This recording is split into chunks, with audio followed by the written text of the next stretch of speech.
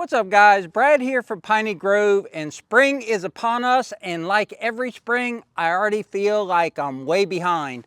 We've been working hard on the house build, or at least working hard with the contractors to get things selected for the house build. We're also looking at being at Piney Grove full-time this year, so we want to get the garden established. This will be our second year of doing a spring garden, and we've already got the plant started. We want to get into actually growing from seed. Now, some of the things we planted in the garden were from seed, but things like tomatoes and peppers, we bought the plants. So this year, a few weeks ago, we started our plants, and let me show you what we got. So Deb is the one who started these, so we've got the first crop of radishes there, and there's the second crop of radishes over there. That'll come into play, and that's the reason for the video. We got cucumbers, corn. That corn didn't come up right away, or not all of it was 100% germination, so we replanted, and those are just now starting to come up.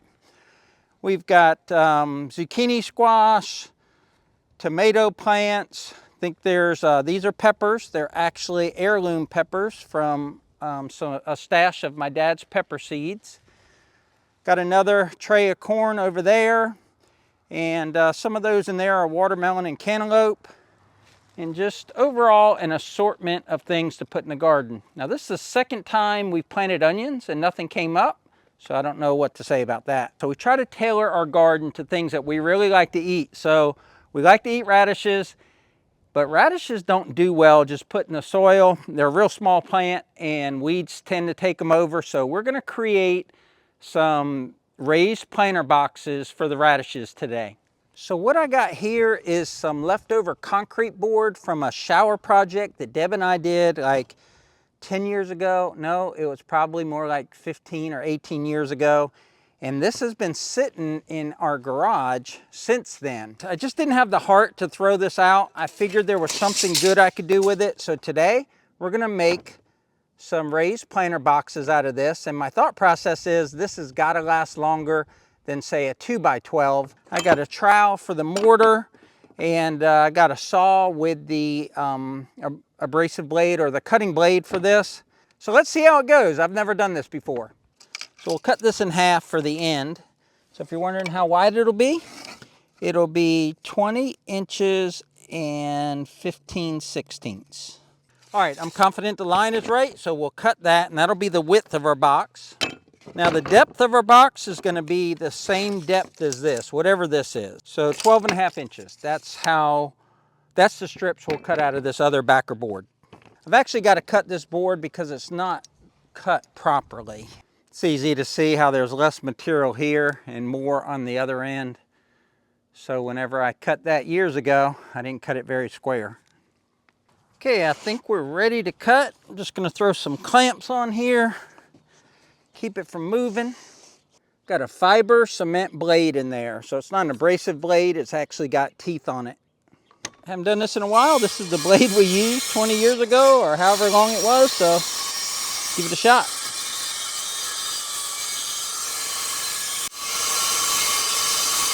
That cut pretty good. I think this will cut easier.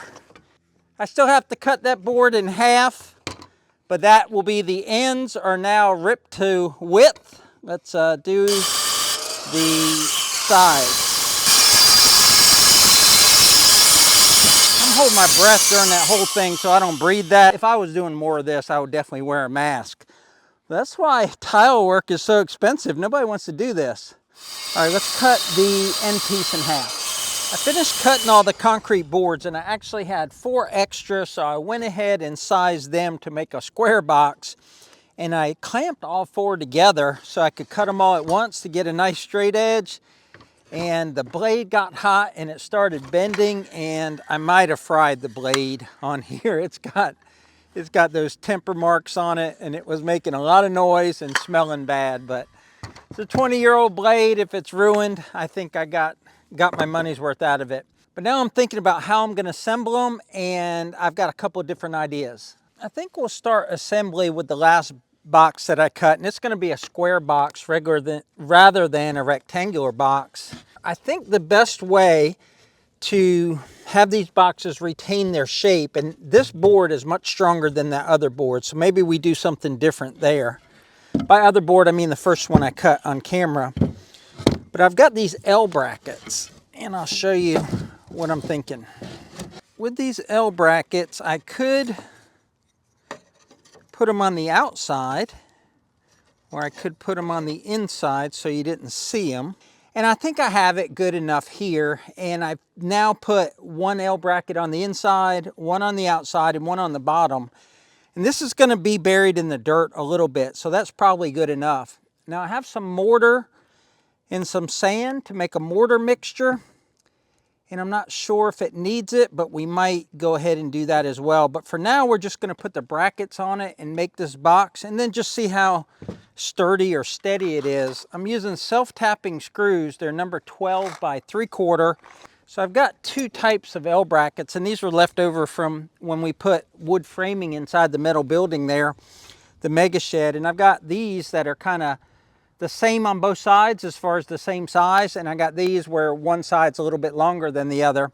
Because this board isn't really made to hold screws like a wood board, if I put the bracket like this, I can't really use that hole right there, nor this one. So I'm actually drilling holes where I need to keep the screw away from the edges of the board. Like this hole here is no good, but this one here would work. So we'll hold this down low enough so that we can get a bracket on the inside. And using the self-tapping screw, we'll just put a screw in here. You don't want to strip it out, so just get it tight enough to hold. Come over here on the other side and do the same thing. We'll put one down here on the bottom as well, and this is a good example of a bracket where we're going to have to drill so that we don't put a screw near the edge. Now that came out pretty good. I put some extra brackets in where the actual screw was maybe stripped a little, because if you go like one turn too far, then it'll strip in this concrete board. But it's pretty sturdy now, and pretty square as well. So I was going to mix up some mortar. I've got some mortar over there left over from the house build, also some sand, and mix it up and kind of, I don't know, cover up all these cracks in the corners where I didn't make a perfectly straight cut, but I just don't see the need to. It's going to be white either way because it's white mortar. So I think this box is done. I'll bury it in the ground an inch or two. That'll help with stability on the sides, but this one probably isn't going to bow that much by the time we put down a base layer of wood chips and leaves, and then put some potting soil on top of it. So this box is done. It's ready to put in the ground. So I'll dig a ring. I'll put that down, or a square, and I'll put that down in the dirt. And if the sides start to bow too much, which I don't think they will, then I can just pound some rebar around it, and that's going to look good in the garden because it's got a good neutral color, that whitish gray color. She don't have a mic on, so she can't defend herself, but she came over there and started bossing me around. Here you go, babe. I'll let you defend yourself. I don't ever boss them around. I sometimes offer suggestions, but it's not bossing. Efficiency. I just told him to just put your tools in the middle. It's empty. Now, then he wouldn't have to reach down on the ground. See, if the tools were there, he'd have just reached in the middle. Yeah, you're probably right. I'm sorry, say that again. You're probably right. I'm so glad I got that on camera. All right. Now, like I said, this one's going to have more flex, and I actually have the center of this board. I was thinking of cementing here on the sides, but again, I think we're just going to bury it on the ground. That'll give us enough structure on the sides, and if it's bowed a little bit, that'll be fine, right? What would my dad say about this? He'd say, this isn't a piano or a duck blind. Yeah, that's, Dad passed away. Well, there goes all my drill bits. Doggone it. Let me put these in the center like I thought of earlier. So like I was saying, when I was rudely interrupted by my tools falling, Dad passed away just over a year ago. A lot of his legacy still lives on, using some of his tools to do some of our work. And he's the one that wanted a garden, so he's the one that started, or had me start the garden out here at Piney Grove. And then we inherited it when he passed, and now it's the Piney Grove garden, and you're kind of getting into gardening, aren't you? I am, more so than I thought I would, because I've never felt like I had a green thumb. I'm not saying I do now, but I'm learning more, and I am enjoying it. And I think part of that enjoyment is because it's a hobby. It's not something we have to do, right? We're choosing to do it, and we're learning through the process, but it's not like if I don't get this right, we're not going to eat. So thank the Lord for that, because we might not eat. Now this board is thinner, so the screws are wanting to strip easier. And I expected that, and I almost thought I could come in on the inside and put a bracket and screw from the outside bracket to the inside, but that might be asking too much. All right, we're gonna keep working on this. We will turn the camera back on when something interesting happens. So we think we found a secret, or at least something that works better. We were using these 12 by 3/4, and they actually have a 5/16 socket head type or wrench head. And we found that these 10 by 3/4 self-tapping work better, and they don't split out the concrete board. And you can sink them, and they'll actually cause your impact to have to click a little bit. So we know that that's a better fastener than these thicker ones. So again, a number 10 by 3/4 seems to work better. All righty, getting the handy dandy sector out to take these boxes over to the garden. Notice he gave me on the side to walk backwards, right? Like I'm the graceful one. I'm not the graceful one.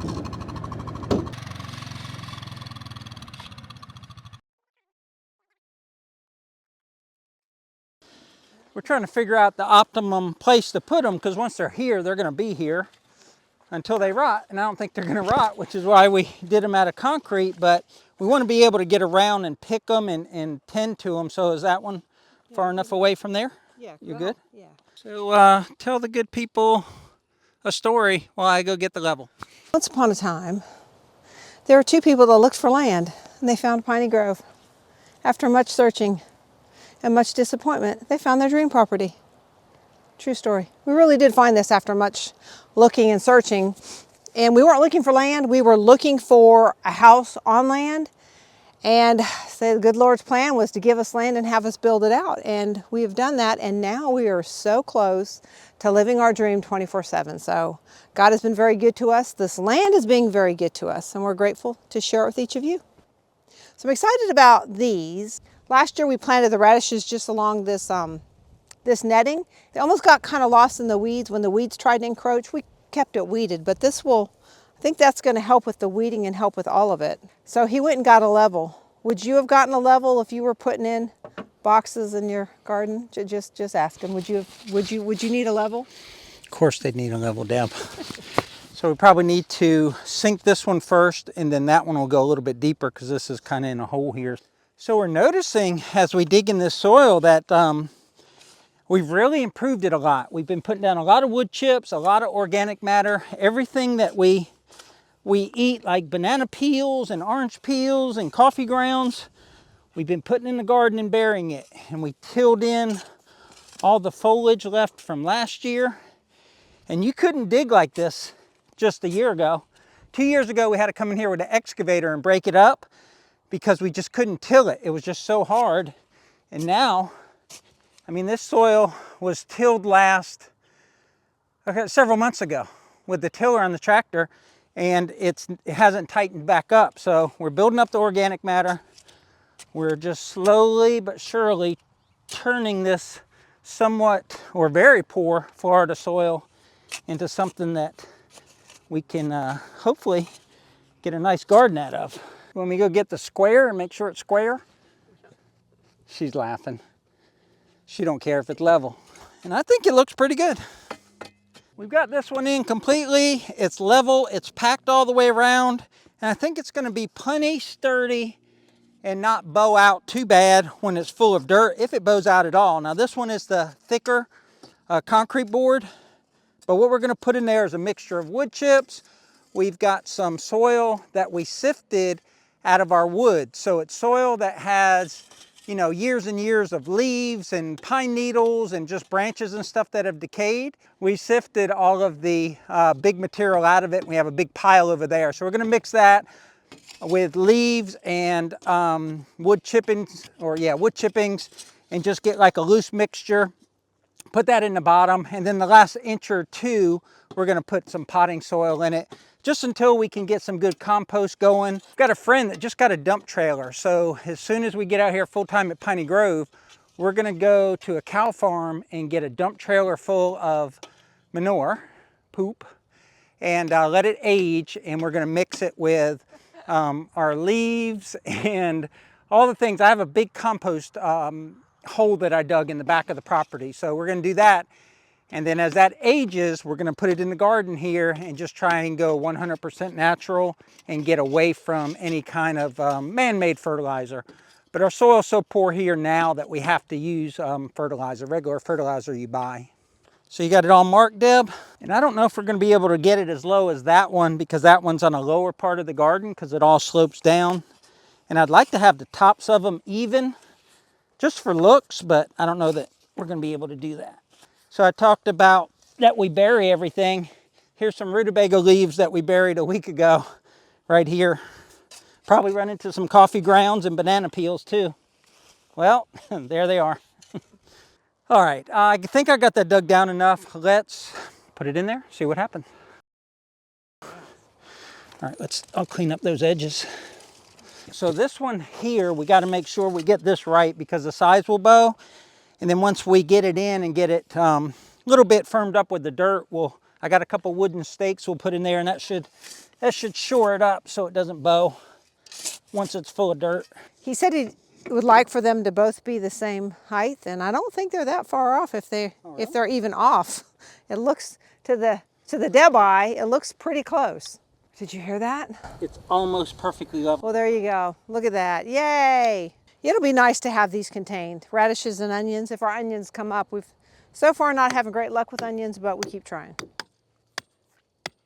But I am really happy with these. There's nothing I like more when it comes to this type of stuff than taking material that you already have and repurposing it. Like I said, Deb and I tiled either her house when we first met or my house a few years later when we were married, and that is leftover concrete backer board from doing, I'm pretty sure it's my shower. So at least 20 years that's been sitting in the garage. We've been moving it around, and now here it is out in our forever home, out at Piney Grove in our garden. And if my estimations or guesstimations are correct, this thing should live forever.